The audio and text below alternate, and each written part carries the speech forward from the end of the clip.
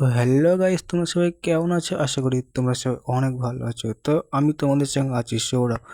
তো আজকে আমি এমন একটা কমেডি ভিডিও নিয়ে চলে এসেছি যেটা দেখার পর তোমরা 100% আসতে বাধ্য হবেন। তো তার আগে আমার চ্যানেলটাকে সাবস্ক্রাইব করে দেবে যদি নতুন হয়ে থাকো। তো চলো ভিডিও শুরু করা যাক। স্যার আজকে পড়াতে আসবেন? কেন যাব না? কি এমন স্পেশাল ডে আজকে যে আমি পড়াতে যাব না? अच्छा। হ্যাঁ, স্যার আজকে চ্যাম্পিয়ন্স ট্রফি সেমিফাইনাল না? চ্যাম্পিয়ন্স ট্রফি সেম আজকে?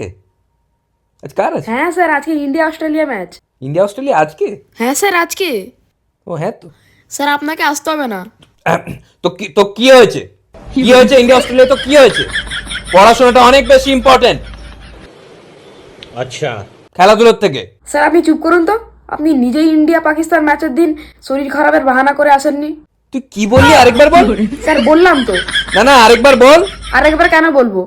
তুই আরেকবার বল যাতে ভিডিওটা বড় হয়। স্যার আপনি ইন্ডিয়া পাকিস্তান ম্যাচের দিনে শরীর খারাপের বাহানা করে আসেননি। ইন্ডিয়া পাকিস্তান ম্যাচের দিন আমি শরীর খারাপের বাহানা দেখিয়ে আসিনি।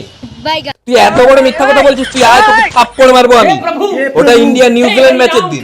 ইন্ডিয়া পাকিস্তান ম্যাচ রবিবার ছিল, আমার এখনো মনে আছে, আমার ব্যাংকে কাজ ছিল। স্যার মাকে একটু ফোন করে বলে দেবেন যে আপনার শরীর খারাপ, আপনি আসতে পারবেন না পড়াতে। অসম্ভব, অসম্ভব, হতেই পারে না। প্রত্যেক সপ্তাহে আমি শুধু শরীর খারাপ করবো না? স্যার বলে দিন না আপনার বাবার শরীর খারাপ। হ্যাট, তো ইন্ডিয়া বাংলাদেশ ম্যাচের দিন ছিল আমার বাবার শরীর খারাপ। স্যার তাহলে আপনার দাদুর?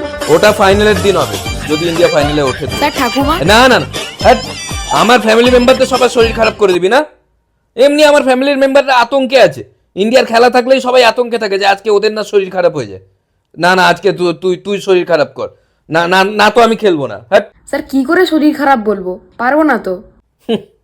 মানুষের যদি ইচ্ছা শক্তি, জেদ আর অ্যাক্টিং স্কিল থাকে না, তার শরীর খারাপ হওয়া থেকে তাকে কেউ আটকাতে পারবে না। স্যার আমি বললে বাবা মা বিশ্বাস করবে না, ধরা পড়ে যাবো।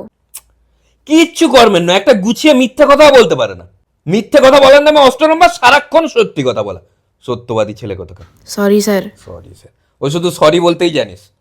এক কাজ কর, তোর বাড়িতে আমি ফোন করে জানিয়ে দিচ্ছি, তুই আমার বাড়িতে পড়তে চলে আয়, দুজন মিলে খেলা দেখবো। কেউ সন্দেহ করবে না তো বাবা মা যে দুজন মিলে খেলা দেখছে? না স্যার, আপনার বাড়িতে গেলে কেউ কোনো সন্দেহ করবে না, একদম শিওর হয়ে যাবে। কি রেপুটেশন বানিয়েছিস, হ্যাঁ? বাবা মা একটুও বিশ্বাস করে না তো। না স্যার, আমার উপর তাও ভরসা করে, কিন্তু আপনার উপর একটুও করে না। এই, বেশি পাঁচ লাইন দিলে পড়াতে চলে যাবো। Sorry sorry sorry sorry. Sorry, এখন আমাদের একজোট হয়ে পরিকল্পনা করতে হবে। হ্যাঁ স্যার, আমি ওর বাবা বলছি, আমি ওর হাত থেকে ফোনটা নিলাম। আপনি কিসের পরিকল্পনার কথা বলছেন? পরিকল্পনা বলতে মানে কি হচ্ছে ব্যাপারটা, যে মানে আজকে মানে আমি নর্মালি তো 1.5 ঘন্টা পড়াই, তো আজকে মানে ওই 3 ঘন্টা পড়ানোর একটা পরিকল্পনা করেছিলাম আর কি, 3 বা 3.5 ঘন্টা এরকম। আচ্ছা, আজকে না ইন্ডিয়া অস্ট্রেলিয়া ম্যাচ আছে। আচ্ছা, আর আজ খেলা? হ্যাঁ আজকেই আছে। আচ্ছা। আপনি ম্যাচ দেখেন না? না, আমার তো অত সময় হয় না। আচ্ছা, ও না স্যার আজকে পড়বে না বলছে আর কি। আচ্ছা, ঠিক আছে, আপনি বললেন বলে ঠিক আছে, তাহলে যাব না। না বললে আবার আমার শরীর খারাপ হতো। अभी मजा आएगा ना भिड़ो।